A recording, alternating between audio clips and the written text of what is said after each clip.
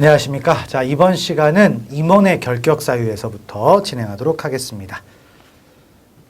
자, 이제 경비업이 있죠. 경비업은 우리가 이제 누가 한다? 법인만이 영위할 수가 있어요. 그러니까 법인에는 당연히 뭐가 있습니까? 임직원이 있는데 임원이 이제 구성 기관이 되는 거죠. 어떤 법인의 대표 기관이 되니까 임원을 구성하는 것부터가 이제 중요한 부분이 되는 겁니다. 그래서 자, 임원의 뭐다? 결격사유. 요건 빼는 거죠. 그러니까 보통 우리가 법인에 대해서도요. 어떤 결격사 이런 거 만들었는데 여기도 마찬가지예요. 똑같이 있습니다. 자, 그래서 결격사유를 보시면은 좀 몇 사람이 있습니까? 6사람이 있죠. 그래서 내용을 보시는데 첫 번째 피성년후견이라는 사람이 있네요. 자, 그럼 피성년후견이는 과거에 한정치산자 이렇게 불렀던 사람이에요. 그래서 그 부분이 있는데 어떤 거죠? 그러니까 지금 무능력자가 된 겁니다. 무능력자. 그러니까 뭐 피성년. 그러니까 피성년 후견이 옛날에 뭐 금치산자, 한정치산자 이런 표현이었는데 이렇게 좀 바뀌었다라는 거 좀 알아주시면 되겠고요. 그다음에 그러니까 이런 것들은 대부분 다 거의 공통입니다. 어느 곳에든 결격 사유로 해서 자, 1호부터 3호까지는 다 공통해요. 어떤 법이든 이렇게 다 나와 있습니다. 그래서 그런 것들을 일단 보시면 됩니다. 그래서 자, 일단 피성년 후견이 있었고 파산 선고를 받고 복권되지 않은 사람. 그러니까 복권되지 않았다라는 게 중요하겠죠. 자, 파산 선고 받으면 기본권 역시 제한됩니다. 그래서 자, 복권된 자 하면 틀리는 거죠.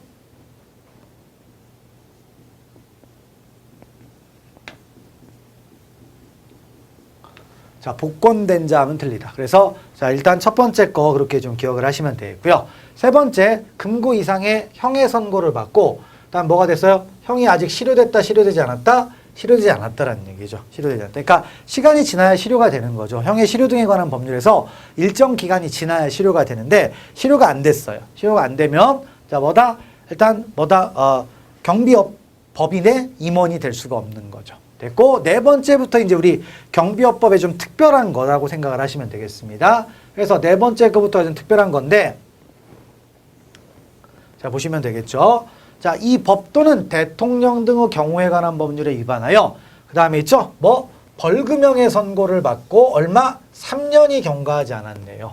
그렇죠? 그래서 자, 벌금형의 선고를 받았어요.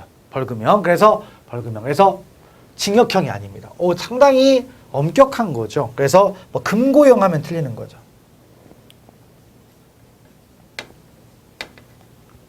원래 우리가 보통 임원 결격사 이런 거 따질 때에는 금고형이거든요. 근데 여기는 이제 벌금형. 그리고 몇 년? 3년이다.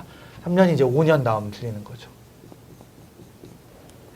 이런 것들을 기억하시고요. 그래서 특수경비 업무를 수행하는 법인의 임원이 될 수 없다. 이 사람은. 그래서 그런 거고요. 그 다음에 이제 5호로 가보면 이 법 해가지고 19조 1항 2호 그 다음에 7호는 제외해서 허가받은 경비 업무 외의 업무에 경비원을 종사하게 한 때나 소속 경비원으로 하여금 경비 업무의 범위를 벗어나게 하긴 한때 요게 2호하고 7호다 이거죠. 그래서 그거 뺀 나머지 그래서 이 법 또는 이 법에 의한 자 명령이 있죠. 명령. 그래서 명령을 위반하는 겁니다. 뭐 행정조치 같은 게 나왔는데 위반해가지고 뭐가 됐어요? 허가가 취소됐습니다. 취소가 됐고 취소된 법인의 허가 취소 당시 임원이었던 자로서 자, 뭐다? 취소된 법인의 뭐에서 임원. 당시에 임원이었는데 얼마 취소된 다음에 3년이 안 지났다 이거죠. 그럼 이것도 이제 마찬가지로 어떤 거냐면 이렇게 됐잖아요. 임원이 됐는데 자, 여기서 이제 취소가 되면 임원 결격이 될 거 아닙니까? 딴 데 임원 하면 안 된다라는 그런 취지예요. 그래서 그 부분 알아주시면 되겠죠. 그래서 허가 취소 사유에 해당하는 경비 업무와 동종의 경비 업무를 수행하는 법인의 임원이 될 수. 이 사람은 이제 안 되는 거예요. 딱 동종 업무는 이제 못 하는 겁니다. 자, 그래서 일단 그런 부분이 있다라는 걸 보시고요. 그다음에 여섯 번째 19조 1항 2호, 그다음 및 7호 사유로 허가가 취소된 때, 취소된 법인의 허가 취소 당시에 임원이었던 자로서 허가 취소 날부터 얼마가 5년이 경과되지 않았다 이거죠. 그러니까 이 부분 센 거죠, 센 거. 그러니까 그거 외에는 여기 제외잖아요, 제외. 제외인데 이 나머지 두 가지가 여기에 들어가는 거죠. 들어가면 이제 어떻게 됩니까? 허가받은 경비 업무 외의 경무에 경비원을 종사하게 한 때나 소속 경비원으로 하여금 경비 업무의 범위를 벗어난 행위를 한 때 그렇게 해서 취소가 됐잖아요. 그러면 그때 임원이었던 사람은 얼마? 5년 지날 때까지는 못한다 이거죠. 못한다. 그러니까 중요한 거죠 이게. 그래서 그 외의 것들 두 가지 외에는 3년, 그 다음에 두 가지는 5년 이렇게 되는 겁니다. 그래서 이런 사람들은 임원이 될 수가 없다. 그 부분을 체크하시면 되겠고요. 넘어가시면 되겠습니다. 그 다음에 이제 뭐가 있어요? 경비업자에 뭐가 있다? 이제 의무가 있네요. 뭐 다양한 내용의 의무가 나오죠. 경비업자는 일정한 의무를 수행하게 돼 있다. 그래서 의무 수행의 범위 해가지고요. 자, 시설주의 관리권 범위 내에서의 임무 수행 해가지고 있죠. 시설주의 관리권 범위 내. 그래서 관리권 내에서만 하는 겁니다. 그러니까 이 사람들은 민간 경비니까 경찰은 그런 범위를 제한하지 않겠지만 경비업자는 자기의 범위가 있을 거 아니에요. 계약된 범위. 거기를 넘어서면 안 되는 거죠. 자, 그래서 읽어보시면 경비업자는 경비 대상 시설의 소유자 또는 관리자의 관리권의 범위 안에서 경비 업무를 수행해야 된다. 그래서 관리권의 범위 안. 그렇죠? 관리권, 시설주의 관리권의 범위 안에서 수행을 하게 돼 있다. 그리고 자, 먼저 다른 사람의 자유와 권리를 침해하거나 그의 정당한 활동에 간섭하면 된다, 안 된다? 안 되는 거죠. 그래서 그런 부분들은 이제 알아주면 되는 거죠. 그러니까 경비업자는 관리권의 범위에서만 경비 업무를 하는 거고, 자, 그 경비 업무 하면서 다른 사람의 자유와 권리를 침해하거나 그의 정당한 활동에 간섭하면 안 된다. 당연한 얘기들이죠. 됐고, 넘어가시고요. 그 다음에 또 넘어가서 성실 의무와 부당 업무 거부 의무가 있네요. 한번 쭉 읽어볼까요? 경비업자는 경비 업무를 성실하게 수행, 당연한 얘기죠. 너무 당연한 게 써 있잖아요. 그럼 설마 불성실하게 수행한다 그러면 틀리겠죠. 말도 안 되는 얘기가 나올 수는 없으니까 가볍게 읽어보시면 됩니다. 그러면 중요한 것은 성실하게 하는데, 성실하게 수행을 하는데 바로 도급을 의뢰받은 경비 업무가 자, 위법이나 부당한 것이라는 거죠. 그럼 뭐다? 거부 뭐예요? 하여야 한다가 되는 거죠. 거부 의무예요?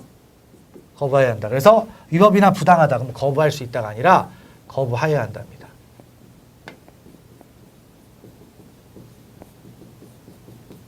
그렇죠? 이러면 틀린다. 그래서 거부하여야 한다. 반드시. 그래서 그런 말들을 기억을 하시면 되겠습니다. 넘어가시고요. 그 다음에 이제 세 번째로 경비원 권익 침해 금지 의무와 허가 업무의 경비원 업무 강요 금지 업무에서 있네요. 그러니까 허가 업무의 경비원 업무 강요 금지. 그러니까 처음부터 권익 침해를 금지해야 되고요. 그다음 허가 업무 외 경비원 업무를 강요하지도 못한다는 얘기입니다. 그래서 그걸 놓고 이제 보시는데, 자, 일단 쭉 읽어볼까요? 경비업자는 불공정한 계약으로 경비원의 권익을 침해하거나 경비업의 건전한 육성과 발전을 해치는 행위를 하면 된다, 안 된다? 안 된다라는 얘기죠. 그래서 불공정한 계약. 그러니까 뭐 계약을 한다고 해서 이제 철저하게 근로기준법을 위반하거나 형평에 좀 어긋나는 그런 계약을 해가지고 말 그대로 시키는 대로 그냥 할 수밖에 없게 만드는, 그러면 안 된다 이거죠. 그 다음에 두 번째, 경비업자는 허가받은 경비 업무에 경비원을 종사하게 해서는 안 된다. 당연한 얘기들이죠. 넘어가시면 됩니다.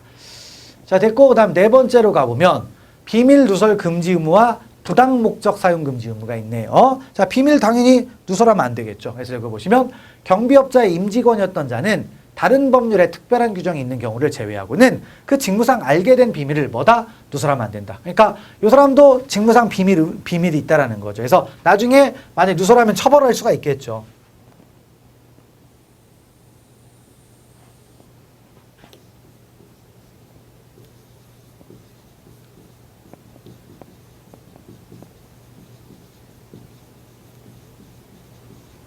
처벌 규정도 당연히 있습니다. 됐고요. 그 다음에 이제 부당 목적 사용 금지 의무에서 직무상 알게 된 비밀을 다른 사람에게 제공하여 이용하도록 하는 등 부당한 목적을 위하여 사용하면 된다, 안 된다? 당연히 안 되는 거죠. 뻔한 얘기들이 나옵니다. 자, 그 다음이 좀 중요한 내용이 있네요. 자, 집단 민원 현장이 있었죠? 우리 집단 민원 현장은 7가지 경우의 수가 있었습니다. 그래서 집단 민원 현장이 있으면 자, 이제 수많은 경비 인력이 들어갈 수밖에 없는데 그때 누가 배치가 된다? 경비지도사가 배치가 된다라는 거죠. 경비지도사. 그러니까 경비원을 지도, 교육, 훈련 이런 사람이잖아요. 그러니까 이 사람이 들어가서 관리를 하라 이거죠. 그래서 일단 집단 민원 현장의 경비지도사 배치 의무 해가지고 자, 읽어볼까요? 경비업자는 집단 민원 현장에 경비원을 배치하는 때에는 경비지도사를 일단 선임하는 거죠. 경비지도사를 선임하고 그 다음에 그 장소에 배치하라 이거죠. 경비지도사는 그 현장에 있어야 됩니다. 그리고 행정안전부령을 정하는 바에 따라 자, 경비원을 지도 감독하게 하게 되어 있다.